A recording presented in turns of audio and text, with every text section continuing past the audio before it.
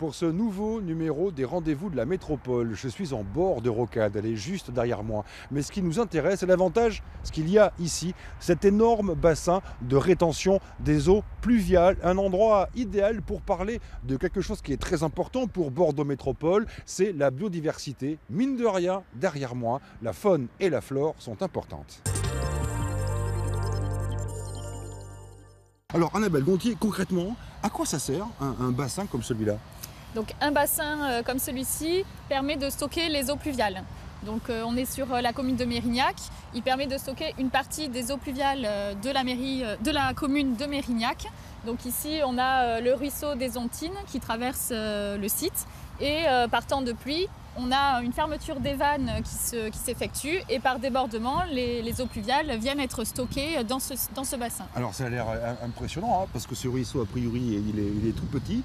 Et pourtant, eh bien, il peut, en débordant, s'étaler sur tout ce site. Alors, quel est le rapport entre ce site-là et donc la biodiversité ? Eh bien, depuis quelques années, nous avons mis en place une gestion écologique de ce site. Alors, ça veut dire quoi ? Donc, ça veut dire qu'on a mis en place des actions spécifiques au niveau de la gestion des espaces verts et des aménagements en faveur de la biodiversité. Mais pourquoi est-ce important donc, de conserver, de préserver cette biodiversité ?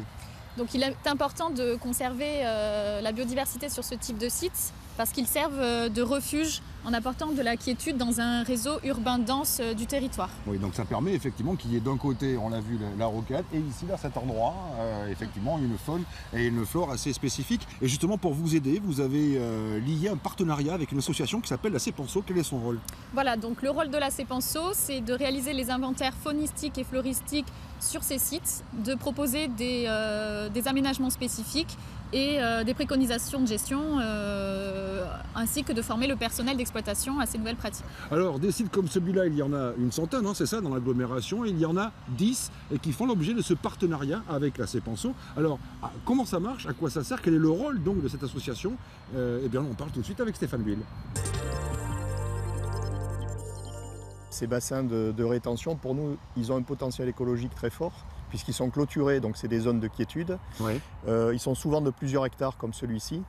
Et en mettant en place une gestion plus douce d'entretien des surfaces enherbées, en laissant ce qu'on appelle des zones de refus, c'est-à-dire laisser les plantes pousser, la nature reprendre ses droits. Nous, le but c'est de l'accompagner, hein, c'est pas de faire quelque chose de jardiné. D'accord, parce que là, mine de rien, c'est quand même un endroit où il y a des espèces protégées. Hein, voilà, c'est ce qui est encourageant, c'est-à-dire que sur des bassins comme ça, dans ce tissu urbain, il y a quand même des espèces à haute valeur patrimoniale. Alors celui-ci abrite notamment une très grosse station de renoncule à feuilles d'ophioglosse, qui est une espèce protégée au niveau national, donc qui a plusieurs milliers de pieds chaque année.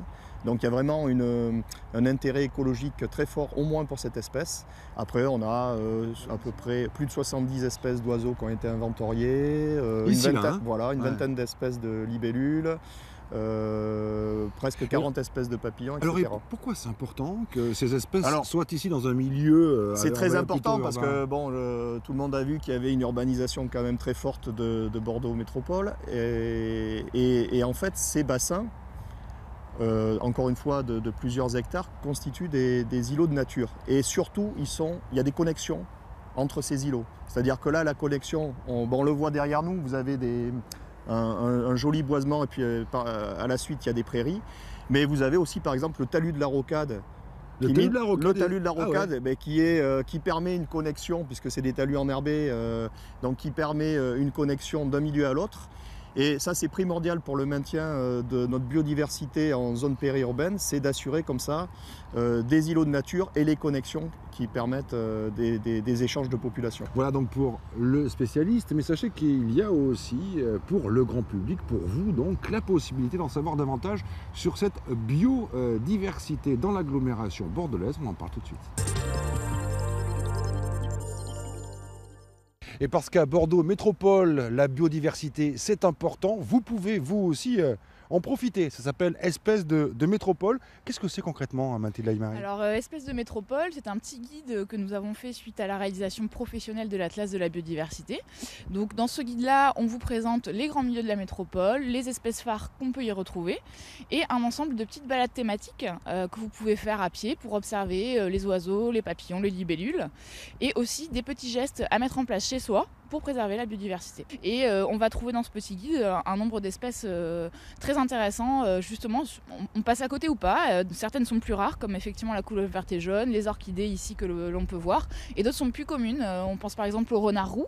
Voilà, le renard. Des renards ici. Voilà, donc il y a des renards ici, bien sûr, dans la forêt, par exemple au nord de Bordeaux. Voilà, on trouve des renards, donc c'est une espèce plus commune, mais néanmoins quand même très importante pour la biodiversité. Bien voilà, si vous avez vous aussi envie de vous renseigner sur la biodiversité dans l'agglomération, il y a donc ce guide, Espèces de métropole, que l'on peut retrouver gratuitement dans toutes les mairies. Hein. Oui, c'est ça, aux accueils des mairies, et vous pouvez aussi le télécharger sur le site internet de la métropole, voilà, pour le feuilleter depuis chez vous, depuis l'ordinateur. Ben voilà, on peut être en ville et à la campagne en même temps, regardez la preuve.